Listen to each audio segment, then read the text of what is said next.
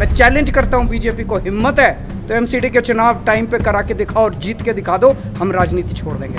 सबसे ज़्यादा दुख आज के दिन भगत सिंह की आत्मा को होगा, जिन्होंने अपनी फांसी पे चढ़ के उन्होंने इस देश को आज़ाद कराया था। इस दिन के लिए थोड़ी कराया था कि एक सरकार आएगी और चुनाव ही ख़त्म कर देंगे इस देश के अंदर से। कल को गुजरात का चुनाव होगा, एक चिट्ठी लिख देंगे सेंट्रल इलेक्शन कमीशन को कि भाई हम गुजरात को और महाराष्ट्र को एक करने जा रहे हैं, इसीलिए गुजरात के चुनाव मत कराओ।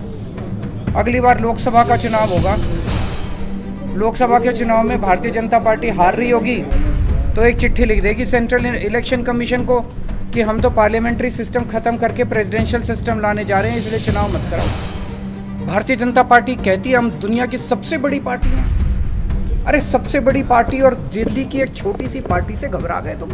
अभी पिछले कुछ दिनों से जो देखने को मिल रहा है वो एक तरह से शहीदों के बलिदान का अपमान है कि केंद्र की भारतीय जनता पार्टी सरकार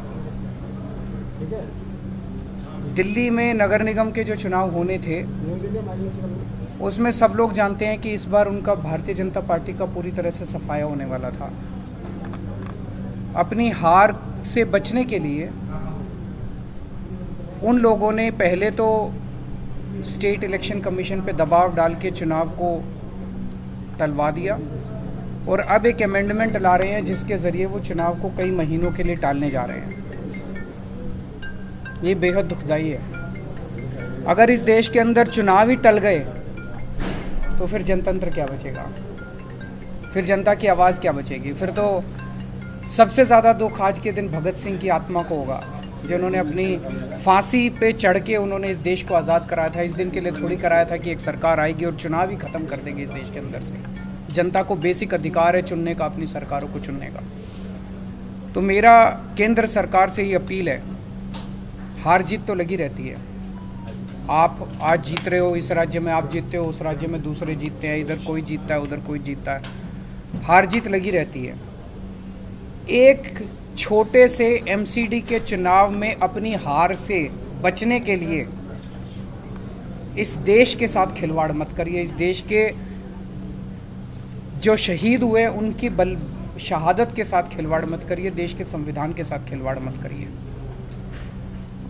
आज कह रहे हैं कि हम तीनों नगर निगम एक करने जा रहे हैं, इसलिए हम चुनावों को टाल रहे हैं।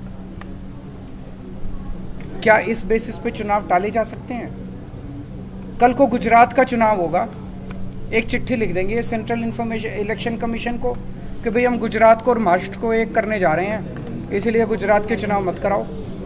अगली बार लोकसभा का चुनाव होगा, लोकसभा के चुनाव में भारतीय जनता पार्टी हार रही होगी तो एक चिट्ठी लिख देगी सेंट्रल इलेक्शन कमीशन को कि हम तो पार्लियामेंट्री सिस्टम ख़त्म करके प्रेसिडेंशियल सिस्टम लाने जा रहे हैं, इसलिए चुनाव मत कराओ।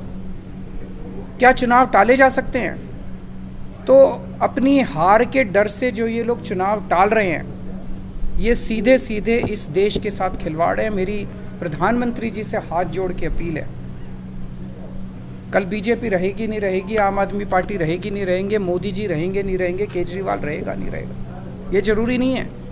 देश बचना चाहिए, देश के साथ खिलवाड़ मत करो।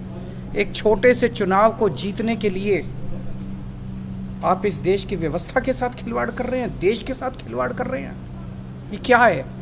ये बिल्कुल मंजूर नहीं है। भारतीय जनता पार्टी कहती है हम दुनिया की सबसे बड़ी पार्टी हैं।